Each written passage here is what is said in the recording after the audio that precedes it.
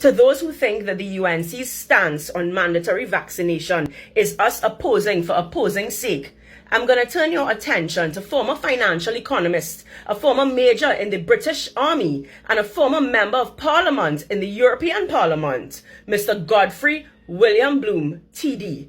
He says that this is blackmail, forced, coerced, blackmailing people into vaccination. If you're going to do that, you know what you have to do? You have to stand liability. Whether it's rare, whether it's not rare, if someone has a side effect, an adverse side effect after they've been blackmailed into taking this vaccine, then the government, the employers, must stand responsibility, financial responsibility, if we are prepared to blackmail our public servants into taking this vaccine. I'm going to pass you over now to Mr. Bloom, TD. And if your employer is going to insist that you have this jab, or the government's going to insist that you have this jab, we need to look about indemnity.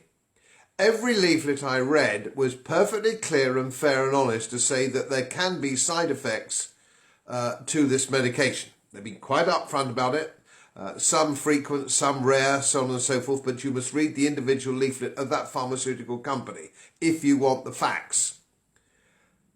That is the way you have to go. Now, if you're being coerced or blackmailed into having this procedure, I think we need to review the concept of indemnification. If your employer is saying you must have it and you have a serious bad reaction, it's for the employer then to say, we will indemnify you, we will give you sick pay, we will give you a lump sum payment in compensation, so on and so forth. Or it may be reclaimable from the government.